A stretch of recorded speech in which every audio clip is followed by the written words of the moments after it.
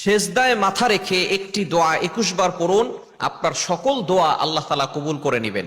আমরা অনেক সময় বলি, হুজুর আমার দোয়া কবুল হচ্ছে না। দোয়া কবুল হওয়ার জন্য অবশ্যই কিছু শর্ত রয়েছে। আপনি যদি হারাম ইনকাম করেন তাহলে কিন্তু আপনার কোনো দোয়াই আল্লাহ তাআলা অ্যাকসেপ্ট করবেন না, কবুল করবেন না। আপনি যদি আল্লাহর ইবাদত না করে শুধু দোয়া করেন, নামাজ পড়ছেন না দোয়া করছেন, এই দোয়া আল্লাহ তাআলা অ্যাকসেপ্ট করবেন না, কবুল করবেন। অবশ্যই নামাজ পড়বেন এবং অবশ্যই হালাল খাবেন এবং ইয়াকিনের সাথে দোয়া করবেন যে আল্লাহ আমার দোয়া কবুল করবেন। আল্লাহর কাছে চাইবেন, আল্লাহ তাআলা এই দোয়াগুলো কবুল করে নেবেন। আমরা যে কোনো নামাজ পড়ি, যখন ফরজ নামাজ যখন পড়ি, 5 ওয়াক্ত নামাজ রয়েছে, এই নামাজের পরে অথবা আপনি তাহাজ্জুদের সময়, কেননা নামাজের পরে দোয়া করলে দোয়াটা কবুল হয়, অথবা তাহাজ্জুদের সময় দোয়া করলে সেই দোয়াটা কবুল হয়। এটা হচ্ছে দোয়া কবুলের অন্যতম সময়। আপনি ফরজ নামাজের পরে সালাম ফিরানোর পরে 3 বার দুরূদ শরীফ পড়বেন। দুরূদ শরীফ পড়ে এরপরে সেজদায় দিবেন। সেজদার জায়গায় মাথাটা রেখে আপনি সেজদা দিয়ে আপনি ইয়া আরহামার রাহিমিন, আল্লাহ তাআলার 2টি গুণবাচক নাম পড়বেন 21 বার। ইয়া আরহামার রাহিমিন, ইয়া আরহামার রাহিমিন, ইয়া আরহামার রাহিমিন। 21 বার যদি এটা পড়েন, তাহলে আসমান থেকে আল্লাহ পাক রব্বুল আলামিন আপনার জন্য ফেরেশতা নাজিল করবেন।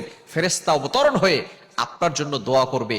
এরপরে আপনি আপনার দোয়াগুলো আল্লাহর কাছে বলবেন, সেজদায় মাথা রেখে আল্লাহ পাক রব্বুল আলামিন আপনার সকল দোয়াগুলো কবুল করবেন, অ্যাকসেপ্ট করে নেবেন। এই আমলটা অবশ্যই তাহাজ্জুদের সময় করার চেষ্টা করবেন, কেননা তাহাজ্জুদের সময়টা হচ্ছে খুবই গুরুত্বপূর্ণ সময়।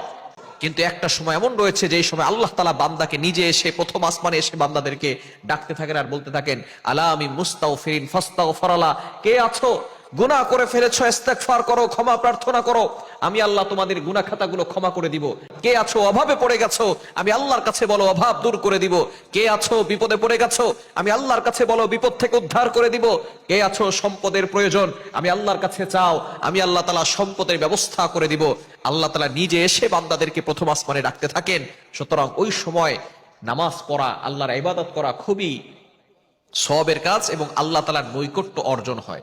আমরা চেষ্টা করব যাতে করে তাহাজ্জুদের সময় নামাজে সেজদার জায়গায় মাথা রেখে আপনি আল্লাহর কাছে দোয়া করবেন, কান্না করবেন। ওই কান্নাটা আল্লাহর কাছে বেশি গ্রহণযোগ্য হয়, কেননা ওই সময় সকল মানুষ ঘুমিয়ে থাকে, প্রাণীগুলো ঘুমিয়ে থাকে, পাখিগুলো ঘুমিয়ে থাকে, গাছগাছালি ঘুমিয়ে থাকে। ওই সময় যদি আপনি আল্লাহকে ডাকেন, এটা লৌকিকতা হয় না, এটা আল্লাহকে খুশি করার জন্যই হয়। এজন্য অবশ্যই আমরা নামাজে সেজদার জায়গায়, নামাজের পরে 5 ওয়াক্ত নামাজের পরে অথবা তাহাজ্জুদের সময়, এই সময় আমরা নামাজ শেষ করার পরে এরপরে আমরা 3 বার দুরূদ শরীফ পড়ে সেজদার জায়গায় মাথাটা রেখে, অর্থাৎ সেজদা দিয়েই আমরা ইয়া আরহামার রাহিমিন, আল্লাহ তাআলার এই গুণবাচক নাম করে দোয়া করব। কেননা 21 বার পড়ব। এই নামের ভিতরে কিন্তু অনেক ফজিলত রয়েছে। আল্লাহ তাআলাকে রহমান রহিম নামে ডাকলে আল্লাহ তাআলা খুশি হন, এবং আল্লাহ তাআলার এই গুণবাচক নাম নিয়ে ডাকলে আল্লাহ তাআলা দোয়াগুলো কবুল করেন। এটা আল্লাহ নিজে বলে দিয়েছেন। কোরআনুল কারীম খুলেন 9 নম্বর পারা 13 নম্বর পৃষ্ঠার 4 নম্বর লাইন, সূরা আলে ইমরানের সূরা আরাফের 180 নম্বর আয়াতে আল্লাহ বলছেন, ওয়ালিল্লাহিল আসমাউল হুসনা ফাদউহু বিহা। যারা এভাবে আল্লাহকে ডাকে, আল্লাহর গুণবাচক নাম নিয়ে, আল্লাহ তাআলা তাদের দোয়াগুলো কবুল করেন, আল্লাহ তাআলা তাদের দোয়াগুলো অ্যাকসেপ্ট করে নেন।